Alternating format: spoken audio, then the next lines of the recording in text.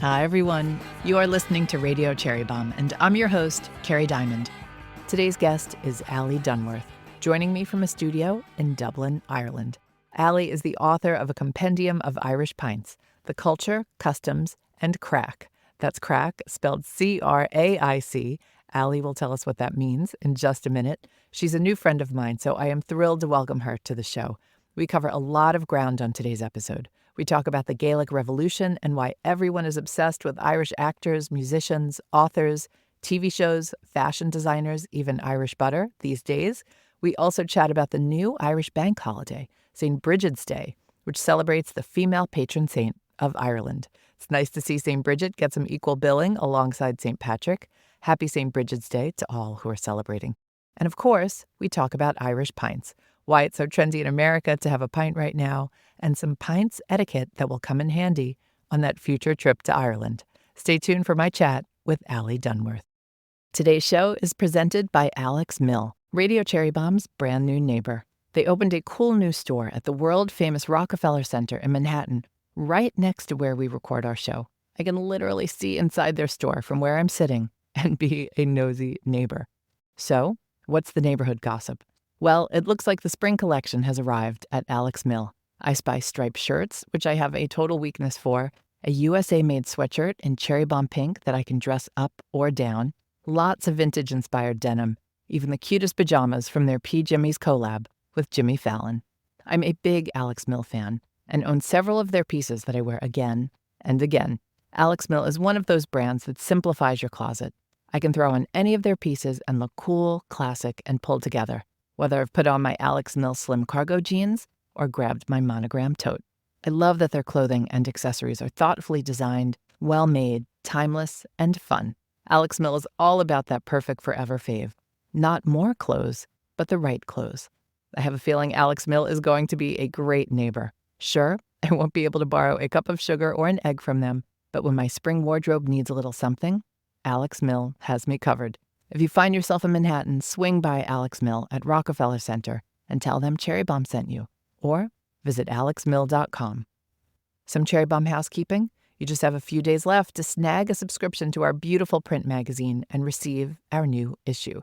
The theme is love, and I love our cover stars, the Marr sisters. There's Olympic rugby champ Ilona Marr, Girl Dinner founder and TikTok sensation Livy Marr, and humanitarian Adriana Marr. Read all about them and check out our exclusive photo portfolio. Also inside the mag, you'll find our Galentine's Day gift guide and lots of recipes, yes, you will love. Visit cherrybombe.com for more details. Now, let's check in with today's guest. Ali Dunworth, welcome to Radio Cherry Bombe. Thanks, it's great to be here. You were so kind to have breakfast with me and bring me your book and tell me what's going on in Dublin and the Irish food scene. So I was really excited that you agreed to come on the show. So we were so excited, and my publisher was with us as well. And yeah, I think we both had messaged you because we were like, oh my God, Kerry from Cherry Bombe is in town. That's the brilliant thing about Instagram, I think. You can really connect to people in a way that you might not have done before. My first question for you, how does it feel to be the world's leading authority on pints? Thank you for saying that, but I think you've been in Ireland. I think everyone in Ireland who drinks pints is an expert on pints. And I do talk about that a little bit in my book. But I suppose what I've done is I'm an expert in my area, which is I think I've tried to capture the culture of drinking pints in Ireland and the pub culture from my perspective, which is like a woman's perspective, which hasn't been done very often. And it's not really female focused, like you've read it. But yeah, I think I'm an authority on, I suppose, the last maybe few decades of drinking in Ireland, and then I try and bring in experts in the other areas. But yeah, it's a good thing to be able to say I literally wrote the book on pints. Your book is called A Compendium of Irish Pints, The Culture, Customs, and Craic. I can't say the word. Craic? Crack? Crack. Like a crack in the sidewalk. Okay. And yeah, crack. and another crack, yeah. But it's spelled, for all of you out there, C-R-A-I-C. Yeah. What does crack mean? Crack is just the Irish word for, like, I don't know, divilment, fun.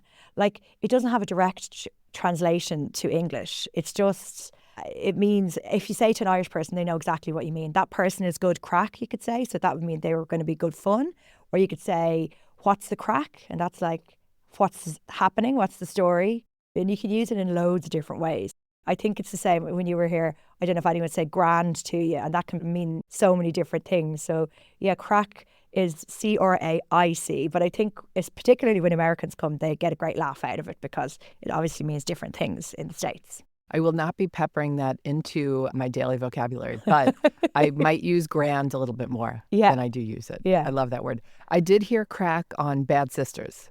Oh, did you watch they Bad would, Sisters? Yes, Yeah. they would definitely say it.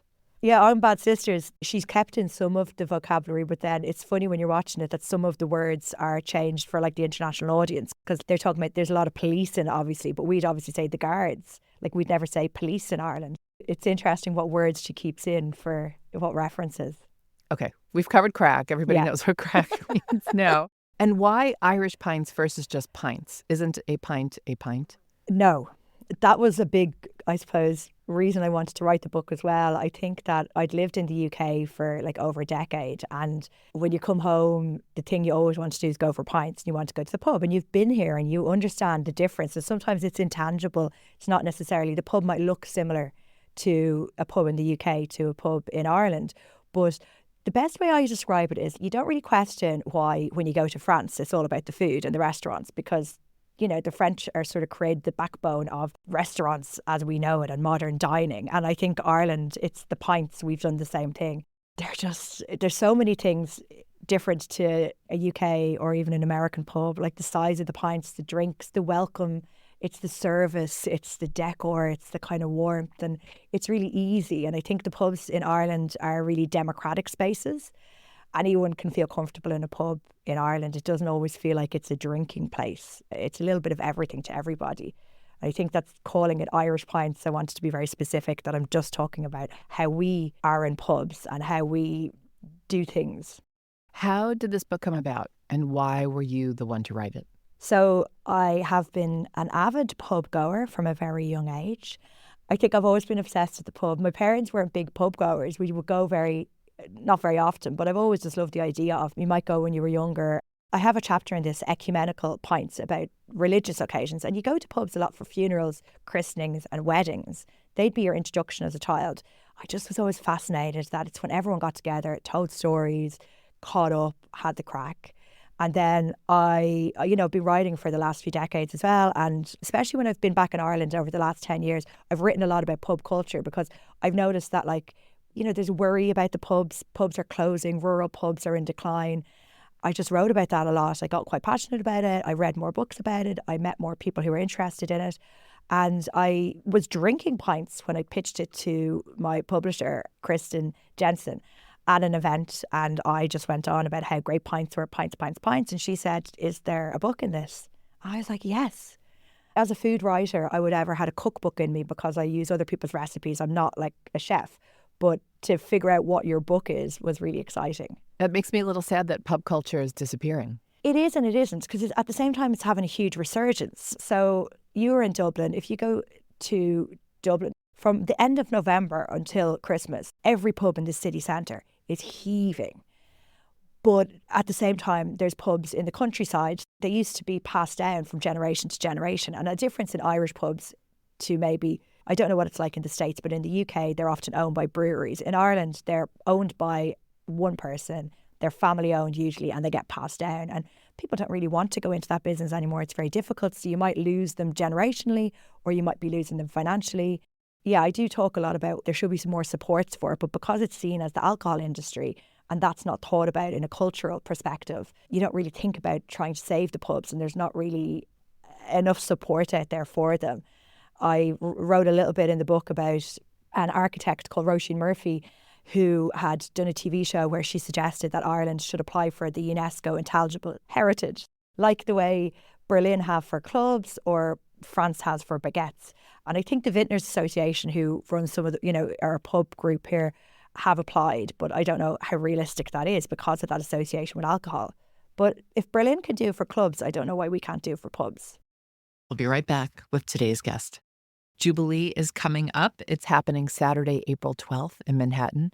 You can purchase a ticket and come as a guest, or apply to be a Jubilee Scholar or a Jubilee Volunteer. You can find all the information under the Jubilee tab on cherrybombe.com.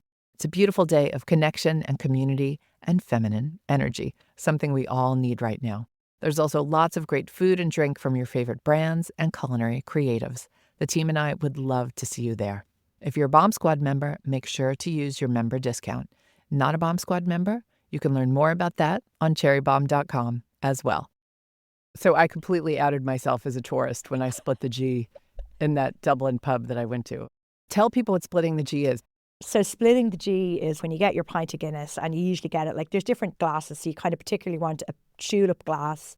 I don't know how far down. You've got Guinness and you've got a harp on it. And the idea is you take a big enough gulp at the start in one go. When you put it down, your beer should hit the middle of the G. So you've essentially split the G on the writing on the glass. And the reason we don't really do it is because it's way too big of a gulp. You're kind of drinking almost like a third or a quarter of the pint in one go. And it's just, it's a bit of an effort. Whereas you should take a good sup the first time you take, your first sup of your pint should be good. And I think that's a mistake people make on their first pint if they haven't had it before. They take a little sip. If you don't drink through the head, you're going to get kind of a bit of bitterness. But if you drink right through, you'll get a nicer, smoother drink. But you don't need to drink it all the way down to the G, that is. But if you want to do it for social media, that's fine. I get half pints when I go out because I just can't do a full pint. I do a half pint of Guinness, and I failed to split the G with even a half pint. So. That's okay. It's not a fail. It's the Irish in you rejecting it. Okay, I want to talk about that New York Times story because I had missed it until you pointed it out to me. So the Times published a story in December about the popularity of Guinness, the famous Irish stout, and there was a line in there that you took offense with. Yes. It said, Guinness is the beer of Irish pubs and Irish men. What did the Times get wrong there? Well, that it belonged to Irish men because, yes, it's Irish pubs, but it's just for like Irish drinkers. In writing the book, it was really apparent to me that most of the books and literature that has been written about pubs is written from a man's perspective and is written by men. I became more conscious of that, and because I'm a writer, I work in media, and I know that like those little changes in language are the things that make the difference. Using diverse, inclusive, equal language in your writing is really, really important. So putting a headline like that in, I was like, oh my God, and so many people tagged me and sent it to me. So I said, I'm not just going to give out about it on Instagram. I will go and message the journalist. His name was Luke Fortney.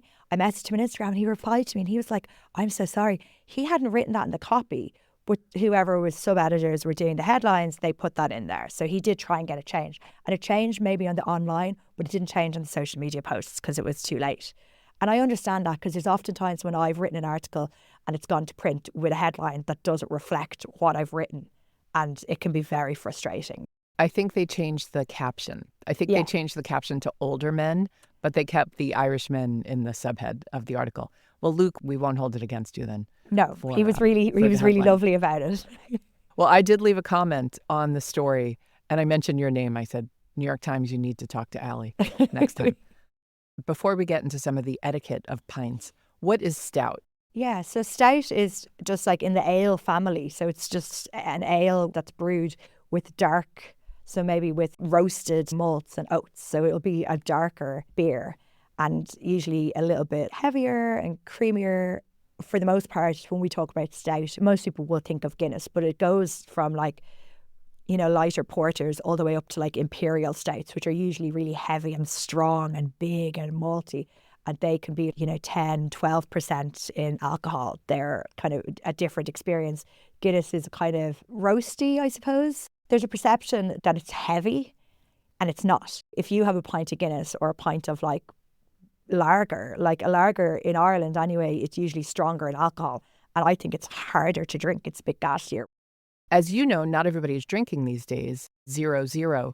Is that the non-alcoholic Guinness? Yeah. So, non-alcoholic low and no, as we call it, has been huge in Ireland in the last few years. There's even been a couple of bars open that don't serve alcohol. Now, they don't always do very well, but the idea of it is there because there's enough different drinks to support them and enough interest.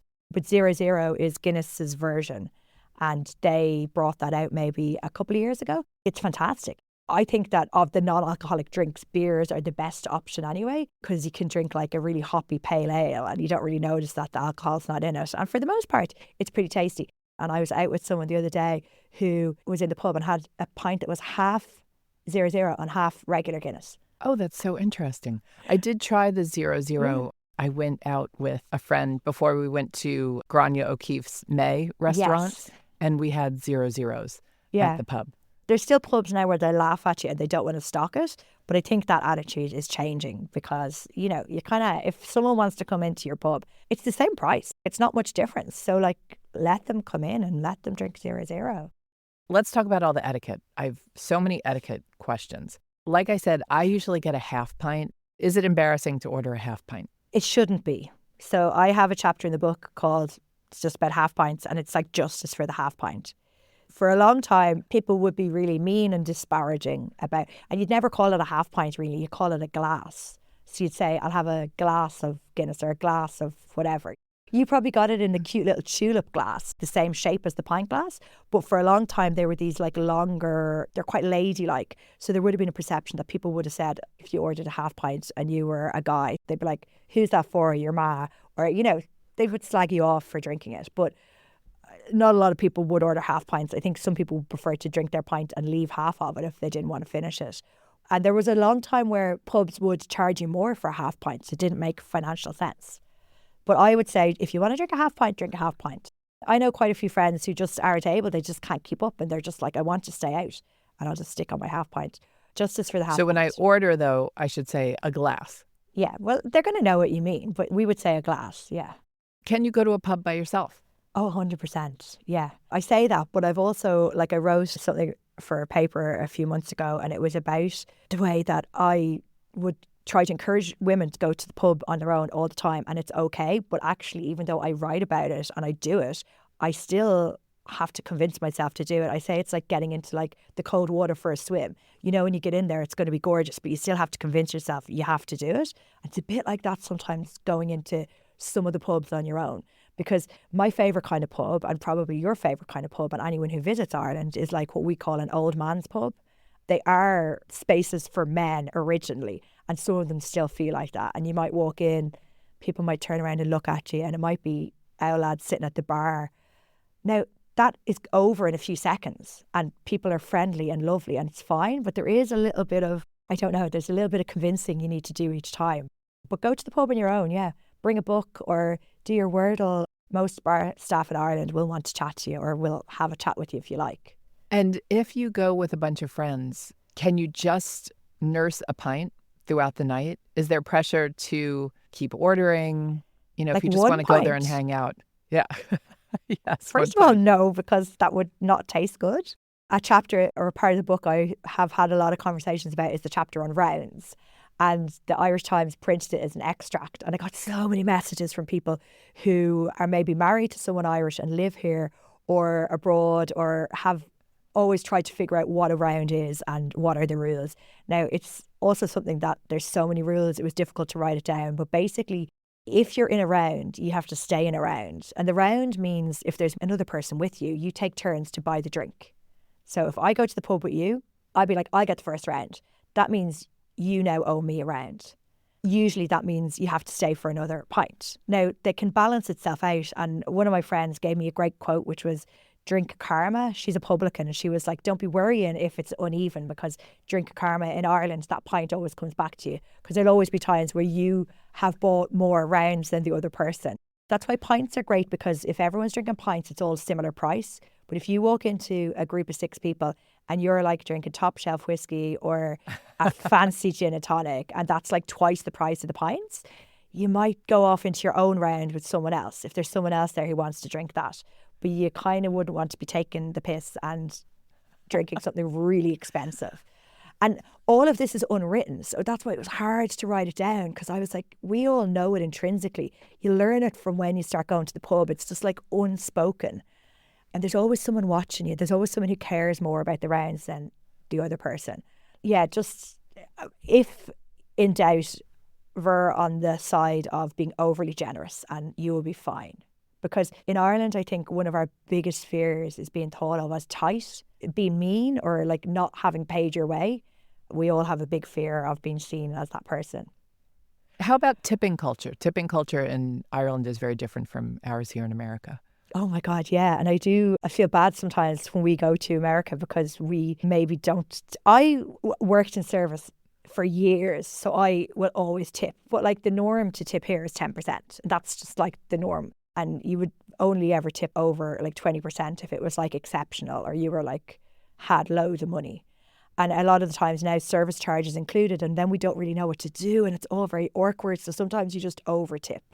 And some people just don't tip at all. There's definitely people I know. And same with the thing with the rounds, right? If I'm going out for dinner with someone and someone is giving out about service and doesn't want to tip people just because there wasn't exceptional service, I'm like, I don't really want to go out for dinner with you again. Makes me feel awkward. But yeah, you probably tipping everybody when you're here. They're probably delighted. They love seeing the Americans coming. I was tipping everybody, yes. When you toast someone in Ireland, you don't say cheers, you say sláinte. And I want to make sure, again, I'm pronouncing that correctly because I don't want to steer anybody wrong who might come visit you all in Ireland. It's good, but sláinte. So you have to... Sláinte. Sláinte. So you're kind of elongate the... Generally, I think to make anything sound Irish, if you elongate the vowels, you get there. But sláinte, yeah, so it means health. So when you're saying sláinte, you're sort of saying to your health. So it's a nice like blessing to give. People say cheers as well, but I would always say sláinte. There's been a big, I suppose, Gaelic revival in Ireland and a lot more people are getting back into using the language as much as they can in an everyday sense. Not a lot of us can speak it fluently, but it's really nice. We say cúpla focal, which means a few words. So if you can put a few cúpla focal in during the day and stuff like sláinte, we all do anyway, and we don't even realise that we're using the Irish language. So it's a cool thing to do. Okay, so slán. So it's more like lawn. So sláinte. Yeah. Do you do that at the start of every round? Oh, yeah, you would do that when you get your drink, yeah. You just do a sláinte and cheers. Yeah, it's nice to do it. It's polite. Do you have a favourite pub in Dublin? What would you call your regular spot? A local. A local. Do you have a local? I would drink more in the city than right beside where I live. I don't live very far from the city, so I suppose I'd have frequent pubs. I'd have a local back in my hometown of Maynooth. We go to a pub called The Roost. That's a really nice pub. But in town, like in Dublin, when I say town, I mean Dublin, there is so many good pubs. It's really hard. I get asked this question a lot, especially since I've written the book, and I say it's really subjective because it depends on who you're with, the time of day and where you are. But I do have a couple of favourites. So there's a pub called the Gravediggers. I don't know if you heard of that. That's over in Glasnevin, and it's called the Gravediggers because it's right beside Glasnevin Cemetery. So it's beside a big, very important graveyard. And it's wonderful. It's probably, I think it's almost like 200 years old, and it's 7th generation. So it's the same family. And it's pretty much untouched inside. And that's a local. So a few of my friends are from around there. That's a great pub. You'll find this about some of the pubs in Dublin. They can be a really touristy spot because everyone goes to the Gravediggers. Tourists love it. But it's also the same locals in there all the time as well. It's really nice. Anthony Bourdain went there. That's probably why it became so famous on the tourist trail. And he signed the guest book. So it's pretty cool. That's like an absolute must. Plus, they serve food in the kind of bar adjacent. And they do coddle. Did you have coddle when you were here? And do you know what it is? Mm-mm. No, oh my God. Coddle is like a traditional Dublin dish. And it's basically like broth with sausages and bacon in it. But people have an issue with it, even Irish people, because you don't colour the bacon and the sausage. They look like they're raw, but they're not. So there's no colour on them. Some people will colour them, but they say that's not traditional. Now, I wasn't brought up in a coddle household, so I'm not an expert. But I did host a coddle competition a couple of years ago at a festival. And we called it Give Us a Cuddle, Give Us a Coddle. And we're very competitive, and people are very, but that's a good experience. So go to the Gravediggers, go for coddle in the restauranty part next door, and then go for your pint in the bar side when you go there. It's a great pub. In Dublin, I always send people to Grogan's. I would definitely prefer a pub that is like kind of a grumpy person behind the bar maybe, and carpets on the floor and no music, no television. No music?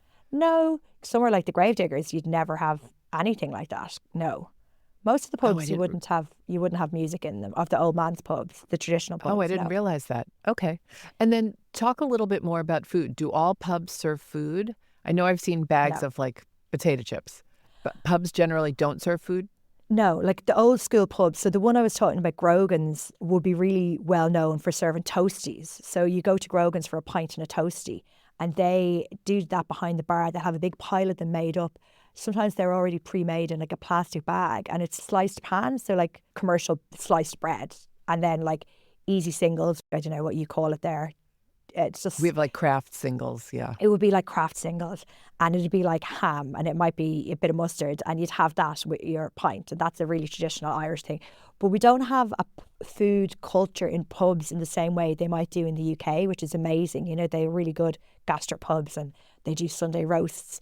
We definitely have some pubs like that in Ireland, and they're really, really good. But for the most part, you're getting a toastie and you're getting crisps and peanuts. And the crisps are very specific. Usually you got Tato, you've got King, or you've got Manhattan. And different pubs will have different variations on that.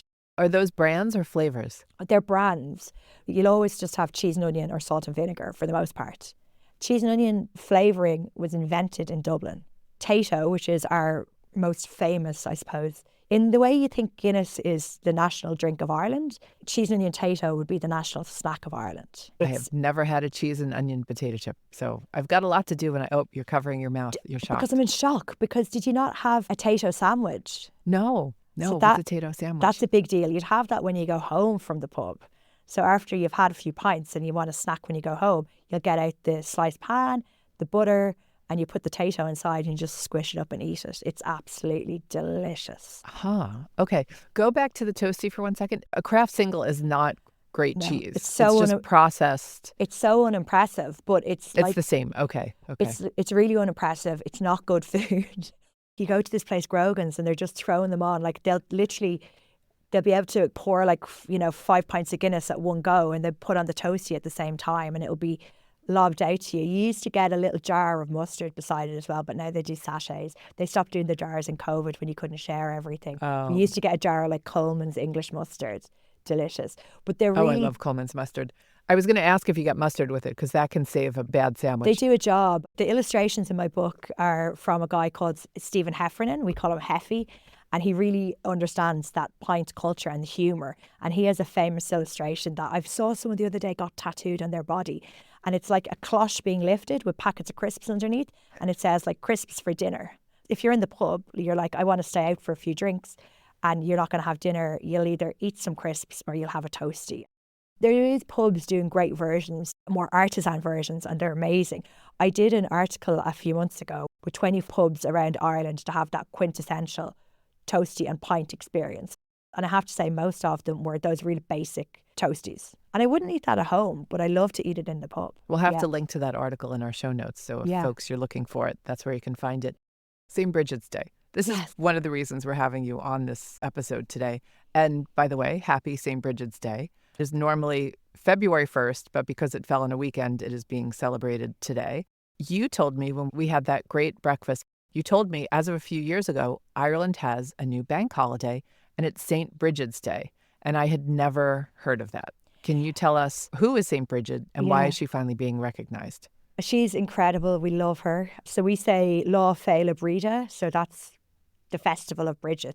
Okay, so let's say the whole weekend has been dedicated to Brigid, Brida, Bridie. She has so many versions of her name and she can spell it so many different ways. But basically we have 3 patron saints. So everyone in the States knows about St. Patrick's Day, which happens obviously on the 17th of March, and it's celebrated all over the world. Some would say celebrated more in the States than it is anywhere else in the world. I love that America goes crazy for St. Patrick's Day. But we also have 2 other patron saints who are St. Brigid and St. Columkill. I don't know much about Columkill, but I knew a good bit about Brigid because in the last few years, and there's been a Gaelic revival in a way where a lot of people have got back into, I suppose, learning more about old Ireland and traditions and customs and rituals. We're still very connected to the old world. And this Saint Brigid is actually another figure who is Goddess Brigid. We still have a lot of knowledge and conversation in Ireland around pre-Christian Ireland, so the pagan and Celtic Ireland. Brigid would have been a big part of that. And the 1st of February is actually Imbolc, is the first day of spring in the pre-Christian calendar. So when we would have had the pagan calendar, it would have been the 4 calendar days, and this would be the first one. It's also Brigid's Day, Brigid's Eve. They gave us a bank holiday to celebrate it 3 years ago, I think. This is the third year. So it's kind of like after COVID, I think it was like, well done, everybody, for staying inside and wearing your masks for the most part. Here is a bank holiday. It's kind of, I suppose, give us something to look forward to or celebrate. And it's a really nice time of year. I thought they felt that it was time to celebrate a female saint Oh, well, who was also the patron saint of Ireland. it was both. So the bank holiday felt like we got it after COVID, but there's been people campaigning for Brigid to have recognition. That's always been her day, but to have it recognised as a national holiday, there's been people campaigning for that for, years and years and years, and then you finally got it. But she's really amazing. As someone who's in food and drink and a woman, she's amazing because she's like a feminist icon, and the stories about her are amazing, and there's loads of food and drink stories. I was talking about them the other day on the radio, and actually I'm doing an event in Dublin to celebrate Brigid's Table, we've called it.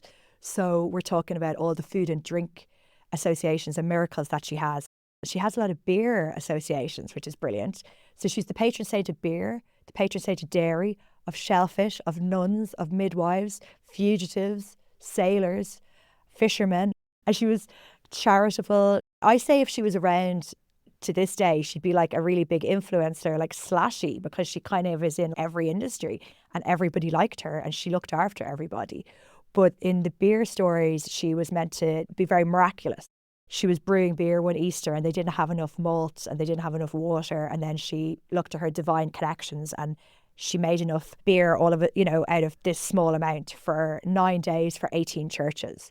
And there's stories of her looking after some lepers who ran out of beer. And beer would have been drank more for nourishment than for like the sesh back then.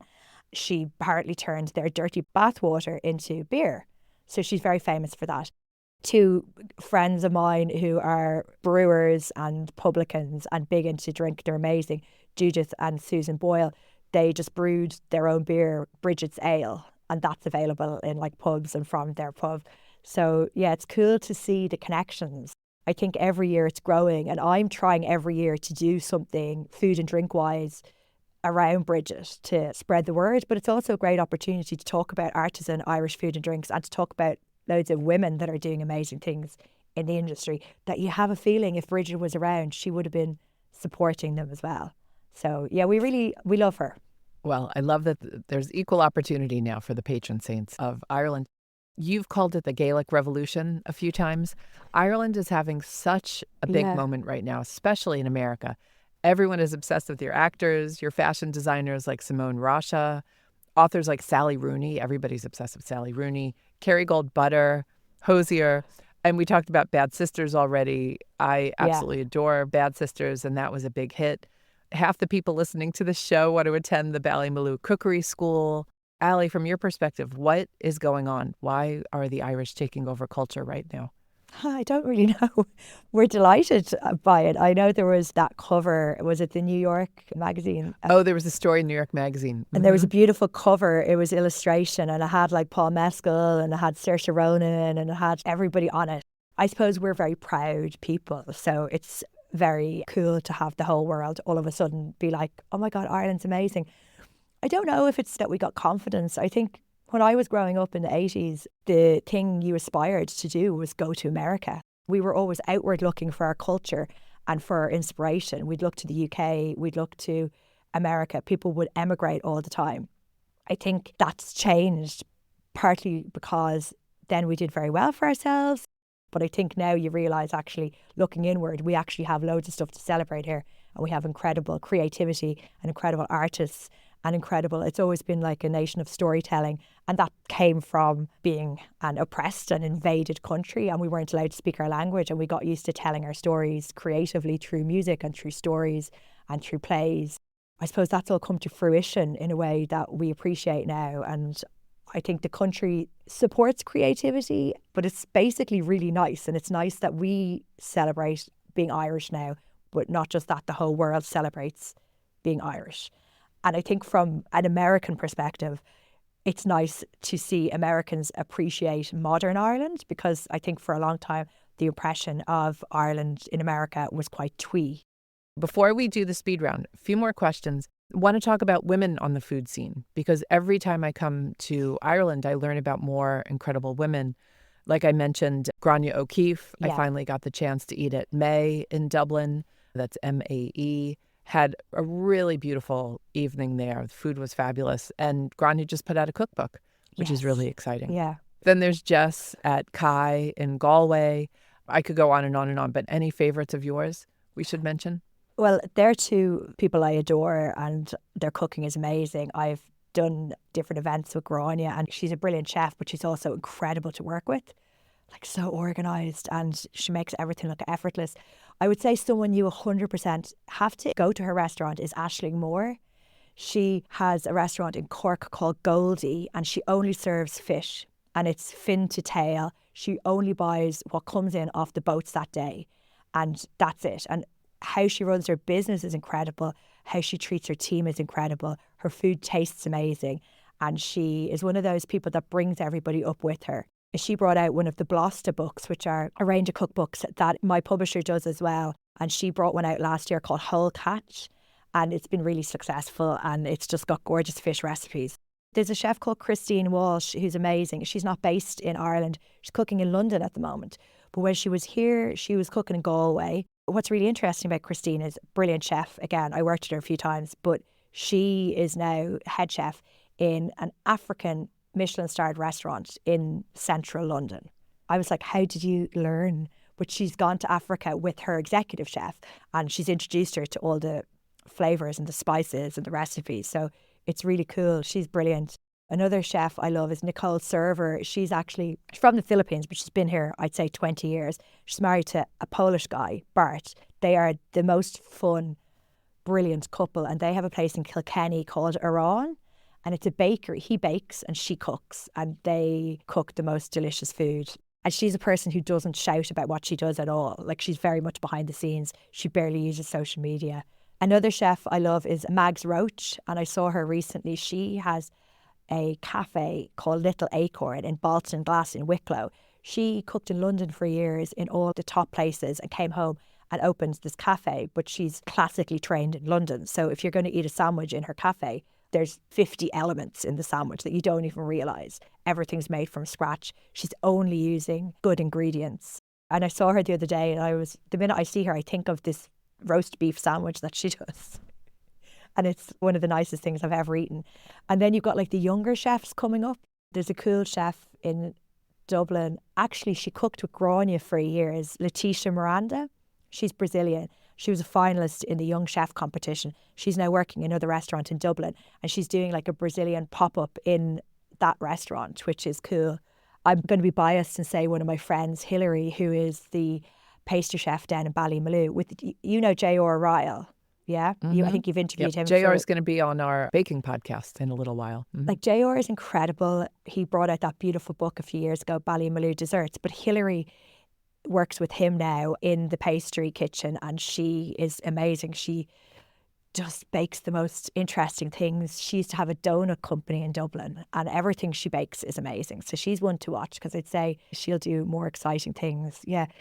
There's a great chef up the north, Melissa McCabe, who was on Great British Menu, and she has opened her own place up north called Feast. And up north as well, you got Shauna Freudenland, who is from Derry. She worked for Marcus Waring in London for a long time. For 15 years, her and her husband, they were chef proprietor of Waring in London with 2 stars. And they've moved back to Derry. It's the walled city and they're opening a restaurant in the wall, like in the medieval wall of the city almost. It's an incredible location. I'm going up there in a few weeks and hopefully we'll check in on their progress, but that's going to be one to watch. There's so many. It's so exciting to hear because it wasn't always the case in Ireland. No, it wasn't always the case and it's still a struggle. And I, as well as writing, I curate a lot of events and I battle and have done for the last 10 years that I've been doing it to make the organisers be really conscious of making the lineups equal. So I want representation on there. I want it to be 50-50. Men and women, and it wasn't when I started out, and it was really hard. I'd ring Jess and I'd ring Grania because they'd be like the leaders and go, give me girls names, let me know who can I ask. And even when I'm writing, I'm looking for quotes. I'm really conscious that I'm not just getting recipes from men, not just the same thing. And Jess would be very supportive in that. I ring her and she'll send me back like 10 names. because people like me and other media have made that effort in the last like 10 years, it's made a difference, because there's that whole thing, if you can't see it, you can't be it. When you see like Letitia, I'm talking about her, she's really good because she's well able to put herself out there and she enters competitions. It's great. There has to be the chefs doing that as well. The men have no problem. They don't think twice. A man doesn't think twice about getting his photo taken, but a girl does. That's just the way we are. A man is like, I'm in my chef's whites. You know the pose. I'm going to fold my arms and I'm going to look really cool, and that's my photo. Whereas a woman, not every woman, but most of us are going to be like, oh God, I didn't wash my hair, or I don't have any mascara on today. And like, it means there's not as many images of women in the industry as we would like there to be. I think it's also because women are open to a little bit more criticism from the general public than guys are. 100%. And that's why I love what Grania's done. I don't know if you've seen her book, but she took the photos with this photographer called Ruth Calder Potts, who's amazing. Grania's cookbook is like nothing I've seen, because they're pictures of her. She loves Christian Louboutins. She loves her heels, and she'll take pictures of herself. She's got long blonde hair with her heels on, sitting in the porch of her door. They're really casual. There's not pose. She didn't say, I have to look like a chef to be taken seriously in my food. She's like, this is what I like and this is how I cook. And it really shows her personality. I love that she's done that, because it's something that looks different and we haven't seen in a cookbook before. And like more of that, and more people being that confident. And Jess would be the same, actually. Jess is really good at taking photos, and she always looks very cool in her photos. She always has colour, and, you know, she might have like a headband on. They would encourage other people. And I think we all have to say to each other, just take the bloody picture, even though I hate taking photos. But I'm always like, I'll just do them. And especially with the book promo, oh my God, I had to just force myself to have this bank of photos. And now I see that same photo of me with a pint every couple of weeks. And I'm so sick of it.